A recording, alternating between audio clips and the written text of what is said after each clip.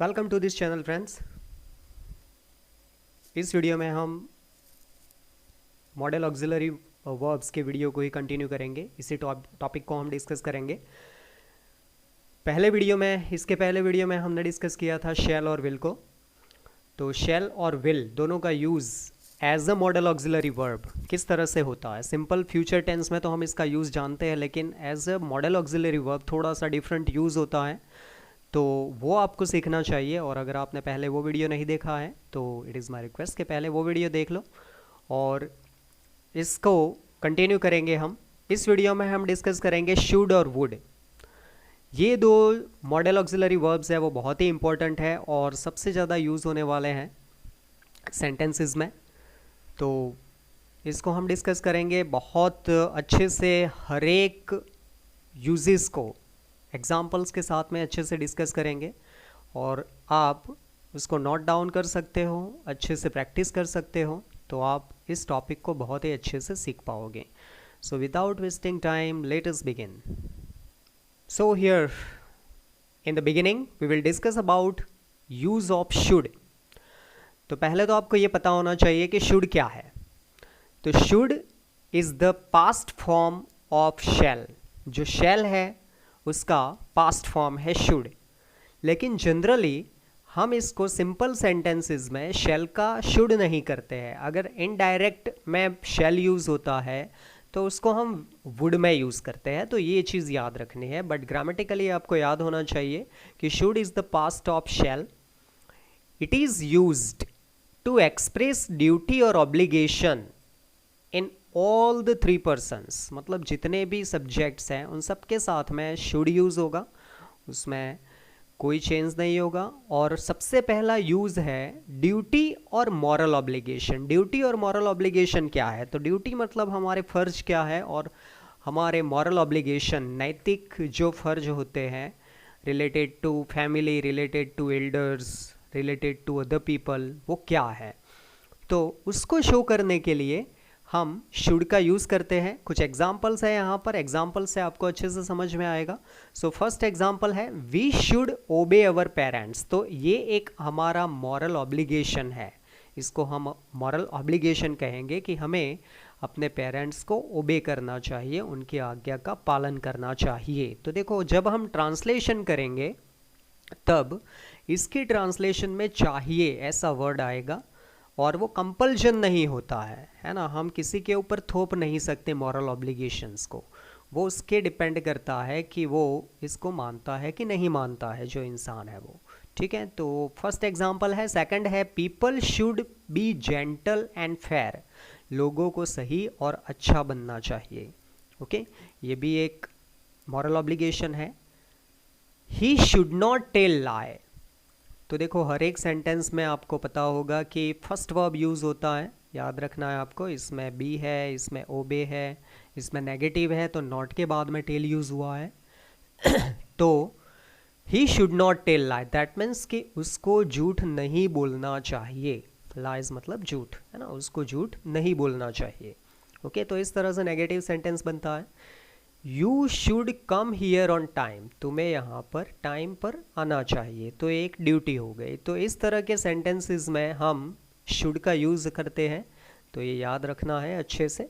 Okay, second example है, second use है इसका, should is used when giving और सीकिंग एडवाइस। तो ऊपर के सेंटेंस भी एडवाइजेबल सेंटेंसेस है, और नीचे के एग्जाम्पल्स जो यहाँ पर दिए हुए हैं वो पूरे एडवाइजेबल सेंटेंसेस है कि अगर हमें किसी को एडवाइस देनी है, गिव, या फिर किसी से एडवाइस लेनी है, कोई हमें एडवाइस देना चाहता है, तो जनरली हम शुड के साथ में उस सेंटेंस का यूज़ करते हैं, याद रखना है।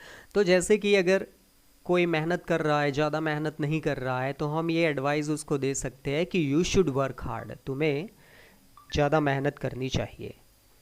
ठीक है, तो ये हमारा फर्स्ट एग्जांपल हुआ। सेकंड है you should do regular exercise. Generally हम एडवाइस हमारे सामने वाले जिससे हम बात कर रहे होते हैं, जनरली हम उसको देते हैं, लेकिन ज़रूरी नहीं है, हम तीसरे व्यक्ति के बारे में भी बात करके कर सकते हैं सेंटेंस के।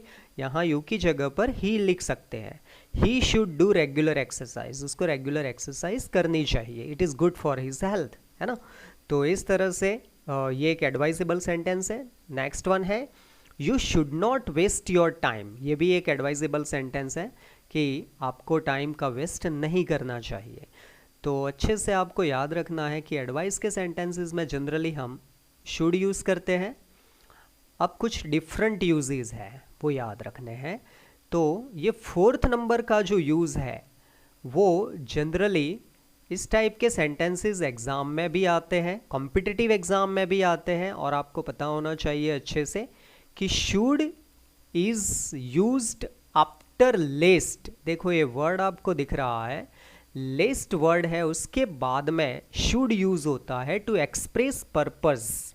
टू एक्सप्रेस पर्पस, पर्पस मतलब कि उद्देश्य, कुछ करने के लिए कोई उद्देश्य क्या हो सकता है। तो जब सेंटेंस में लेस्ट यूज़ हो तो उसके बाद का जो सेंटेंस आएगा उसमें शुड यूज़ होगा, जैसा कि एग्जाम्पल में आपको दिख रहा है। तो इसका ट्रांसलेशन बहुत ही ज़्यादा अनकॉमन है।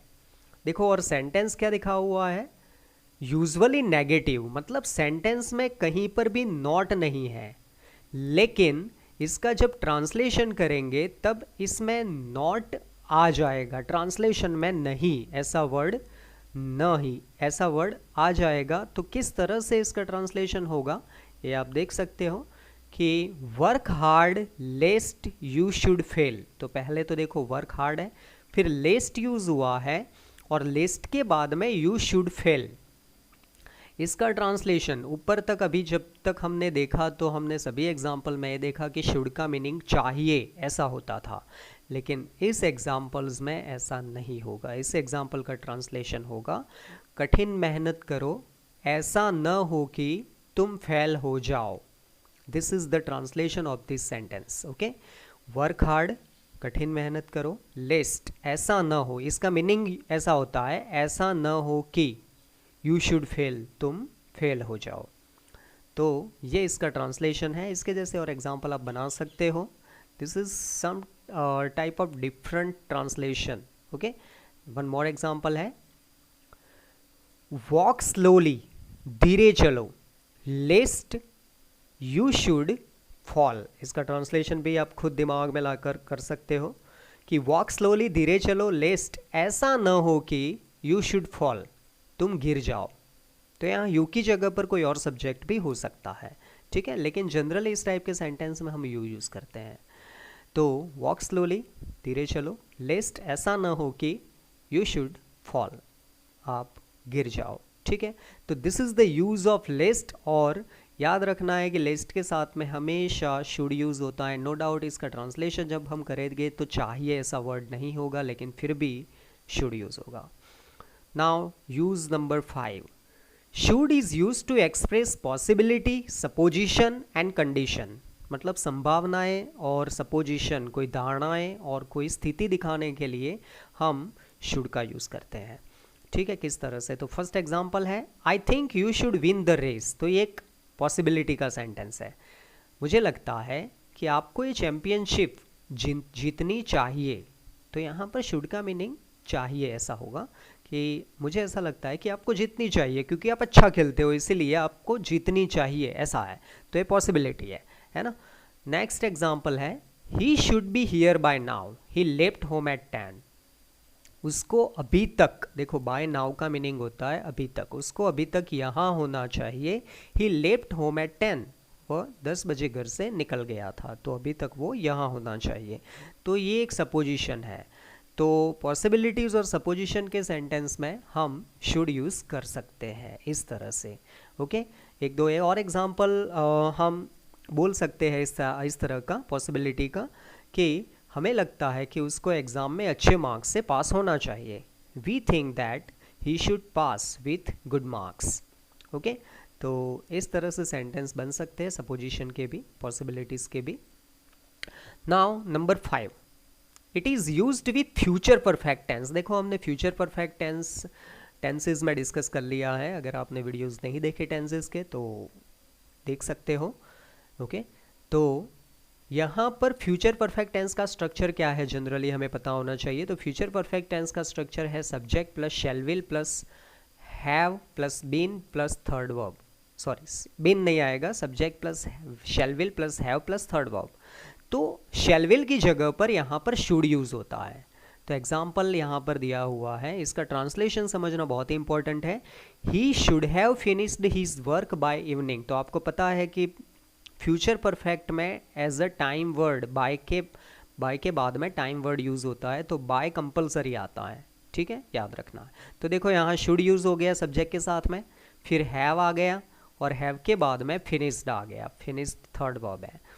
तो he should have finished his homework by evening, मतलब इसका ट्रांसलेशन होगा कि वह शाम तक अपना काम, उसने शाम तक अपना काम पूरा कर लेना चाहिए। उसको शाम तक अपना काम पूरा कर लेना चाहिए, इस टाइप का सेंटेंस है। चाहिए था, ठीक है, पीछे था आएगा। उसको शाम तक अपना काम पूरा कर लेना चाहिए था, लेकिन उसने नहीं किया। तो इस टाइप की एक्शन होती है कि सेंटेंस बीच में ऐसा आता है, बट ही डिडंट। उसको अपना काम पूरा कर लेना चाहिए था, लेकिन उसने नहीं किया या वह नहीं कर पाया, ठीक है। तो जब कोई काम किसी को कर लेना था लेकिन नहीं हो पाया, तब हम इस तरह का सेंटेंस यूज़ करते हैं फ्यूचर परफेक्ट का शुड के साथ में।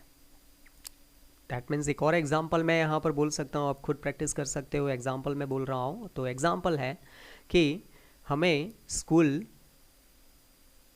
जल्दी पहुँचना चाहिए था। That means what is the translation of this sentence in English? We should have reached the school early, है ना। We should have reached the school early, but हम नहीं पहुँचे, but we didn't, इसलिए हमें सजा हुई। That is why we got punishment, ठीक है। तो ये सेंटेंसेस है किस तरह से हम should का यूज़ करते हैं फ्यूचर परफेक्ट टेंस में। अब एक बहुत ही अच्छा सेंटेंस है, अच्छा यूज़ है उसका, to express probable condition. Probable condition that means कि कोई संभवित स्थिति दर्शाने के लिए हम शुड का यूज़ करते हैं। जैसे कि कंडीशनल सेंटेंसेस में इफ का यूज़ होता है, तो ये वैसा ही एग्जाम्पल है। मैं इफ के वीडियोस बनाऊंगा, अगर आपको सही में स्टडी करना है तो ओके। तो यहाँ पर किस तरह से सेंटेंस बनेगा, कंडीशनल सेंटेंस है ये, should he come here give him a message. देखो इसका ट्रांसलेशन क्या होगा। इसका ट्रांसलेशन जब करेंगे तब शुड का मीनिंग चाहिए ऐसा नहीं होगा। अगर वह यहाँ आए तो उसको मेरा मैसेज देना। देखो सेंटेंस कंडीशनल है, इसीलिए उसका ट्रांसलेशन अगर ऐसे शुरू होता है कि अगर वह यहाँ आए तो उसको मेरा मैसेज देना। ऐसा नहीं होगा कि अगर उसको यहाँ आना चाहिए, ठीक है, आए तो मुझे उसको मेरा मैसेज देना, ठीक है। तो इस तरह से सेंटेंस को प्रोबेबल कंडीशन में हम यूज़ करते हैं, शुड का यूज़ करते हैं, ठीक है। एक और एग्जांपल है कि should he go there we will meet him. अगर वह वहाँ जाएगा तो हम उसको मिलेंगे, ठीक है। Should he go there we will meet him. तो ये एक प्रोबेबल कंडीशन का सेंटेंस है। तो यहाँ पर हमने पूरे यूजेस देखे हैं। इन यूजेस को आप खुद सेंटेंसेस बना सकते हो इसके जैसे, और ज़्यादा प्रैक्टिस कर सकते हो। जितनी प्रैक्टिस करोगे उतना इम्प्रूवमेंट होगा और ये टॉपिक आपको बहुत ही अच्छे से समझ में आएगा, ओके। अब हम बढ़ते हैं नेक्स्ट मॉडल ऑक्सिलरी वर्ब की तरफ, जो है वुड। हम वुड के यूजेस देखेंगे। So let us begin. So here we will study about would. What are the uses of would. तो सबसे पहले ये पता होना चाहिए कि वुड क्या है। तो would is the past of will. Will जो है, जो हमने फर्स्ट वीडियो में देखा था, उसके यूजेस देखे थे, उसका पास्ट है वुड, ठीक है। अब हम उसके यूजेस देखेंगे सीक्वेंस वाइज। तो उसका फर्स्ट यूज है to express the past tense of shall and will in indirect speech.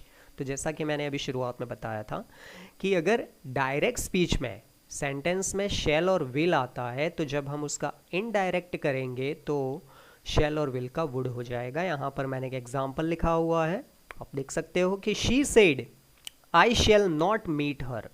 ठीक है, तो देखो यहाँ पर आई के साथ में शेल यूज हुआ है, तो जब हम इसका आंसर बनाएंगे तो शी सेड दैट, आई का शी हो जाएगा और शेल का क्या हो गया, वुड हो गया। ठीक है, अगर विल होता यहाँ पर तो भी वुड होता। नॉट मीट हर, पीछे का वैसे का वैसा, कोई चेंज नहीं रहेगा, फर्स्ट वर्ब का फर्स्ट वर्ब आएगा, याद रखना है। वुड के साथ में नो डाउट ये पास्ट है विल का, लेकिन इसके साथ में हम फर्स्ट वर्ब यूज करते हैं। तो यहाँ पर ये इस तरह से इनडायरेक्ट में हम शेल विल का वुड चेंज करते हैं। Okay, now second use, to express a habitual activity in the past. This is very important use of would, कि पास्ट में हम कोई क्रिया करते थे, हम कोई काम करते थे, ठीक है, हमें कोई आदत थी, तो वो कंटिन्यूअसली जो क्रिया होती रहती थी उसको शो करने के लिए हम वुड का यूज़ करते हैं। जैसे कि एग्जाम्पल ही है यहाँ पर, एग्जाम्पल से ही डिस्कस करेंगे हम। In winter he would study late night. तो देखो इसका ट्रांसलेशन क्या होगा, विंटर टाइम में मतलब कि सर्दियों में he would study late at night, रात को वो लेट तक स्टडी करता था, मतलब करता रहता था। तो ये जो उसकी हैबिट थी वो बहुत टाइम तक थी, जब तक उसने स्टडी की तब तक विंटर टाइम में वो लंबे समय तक मतलब लेट नाइट तक स्टडी करता रहता था।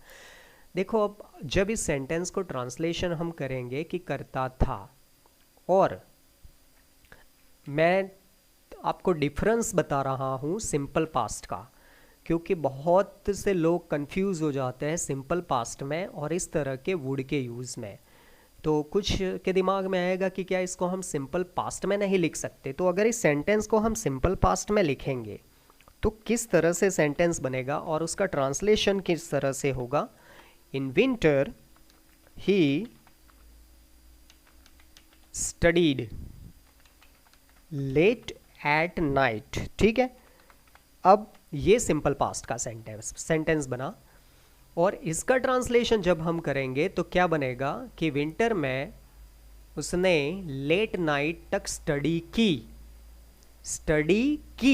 करता था, ऐसा नहीं होगा translation. You have to remember this, है ना, कि उसने लेट नाइट तक स्टडी की, और अगर करता था या करता रहता था तो तब हम सब्जेक्ट के साथ में वुड यूज़ करेंगे और फर्स्ट वर्ब यूज़ करेंगे। ठीक है, तो ये आपको अच्छे से याद रखना है कि किस तरह से इस तरह का सेंटेंस यूज़ होता है।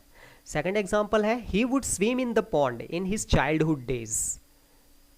अपने बचपन के दिनों में, उसके बचपन के दिनों में वह तालाब में तैरता था। तो देखो तैरता था, तैरा, अगर तैरा सिर्फ इतना होता तो यहाँ वुड स्विम की जगह पे क्या आता, स्विम का second verb swum, he swum in the pond, फिर इन हिज चाइल्डहुड डेज, ये इतना नहीं आएगा। ठीक है, तो यहाँ इसका ट्रांसलेशन होगा कि वह अपने बचपन के दिनों में तालाब में तैरता था। ओके, मैं क्रिकेट खेलता था जब मैं छोटा था। ओके, वह मंदिर जाता था जब वो स्कूल में था। तो इस तरह के हैबिचुअल सेंटेंसेस को हम वुड को यूज़ करते हैं। तो ये आपको समझना चाहिए अच्छे से और इसकी प्रैक्टिस करनी चाहिए। नेक्स्ट है सजेशन और पोलाइट रिक्वेस्ट। अगर किसी को सजेशन देना है या पोलाइट रिक्वेस्ट करनी है किसी से, तब हम वुड का यूज़ करते हैं और सेंटेंस वुड से स्टार्ट होता है, इंट्रोगेटिव। तो फर्स्ट एग्जांपल है, would you mind opening the door.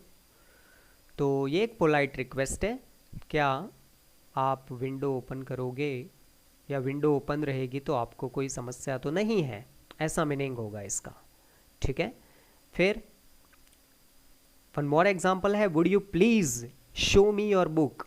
ये भी एक पोलाइट रिक्वेस्ट है, क्या आप कृपा करके मुझे आपकी किताब दिखाओगे।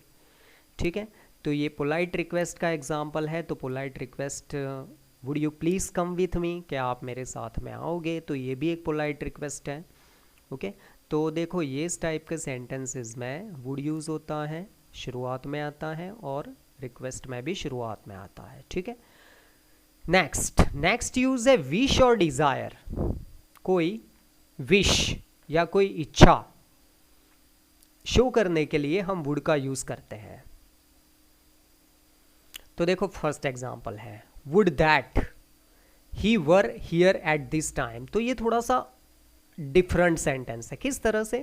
पहले तो ये है कि वुड है, शुरुआत में आया है और उसके बाद भी सेंटेंस इंट्रोगेटिव नहीं है।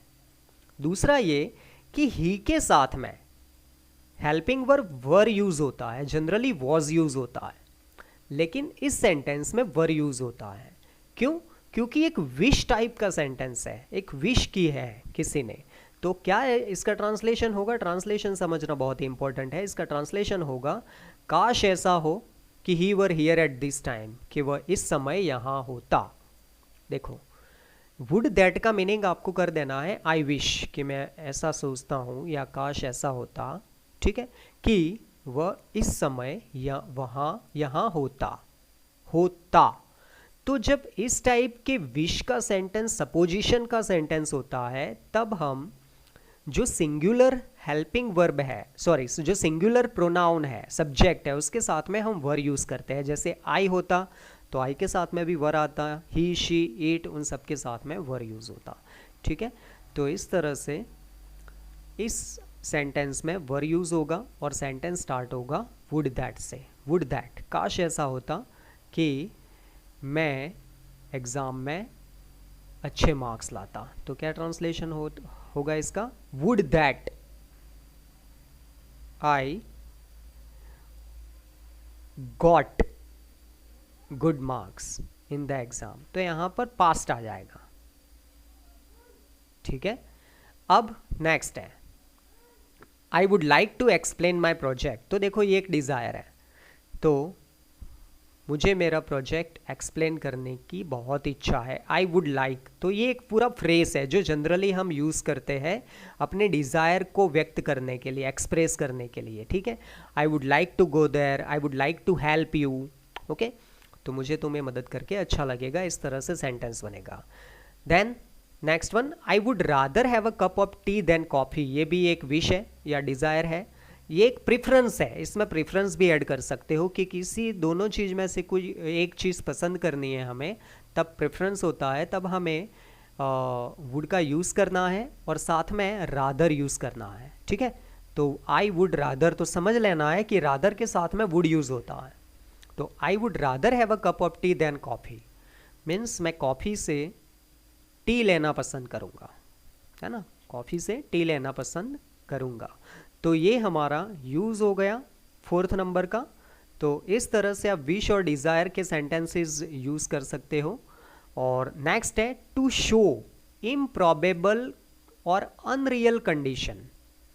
देखो जैसे हमने आगे के सेंटेंसेस में भी कंडीशनल सेंटेंसेस देखे थे, इसमें भी कंडीशनल सेंटेंस में वुड यूज़ होता है, लेकिन कब यूज़ होता है?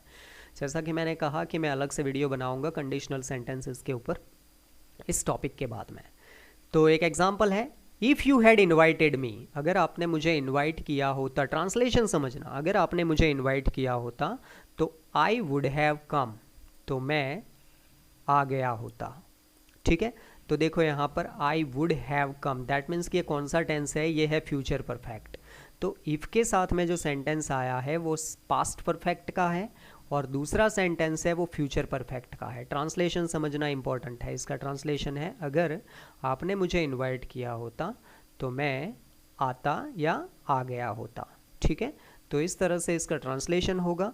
तो इसका स्ट्रक्चर याद रखना बहुत ही इंपॉर्टेंट है। ठीक है, now one more example, would that I were reach. तो ये भी एक अनरियल और इनप्रॉबेबल कंडीशन है कि ऐसा है नहीं, लेकिन कोई इस तरह से सोचता है। तो वुड दैट, अगर ऐसा होता कि आई वर रिच, कि मैं अमीर होता, तो मैं ये कार खरीदता। ऐसा एक एग्जाम्पल है। तो then I would buy this car. Okay, तो वुड दैट, अगर ऐसा होता कि आई वर रिच, मैं अमीर होता, तो होता, इस टाइप का जब सेंटेंस आता है तो याद रखना है कि वर यूज़ होता है सिंगुलर पर्सन के साथ में।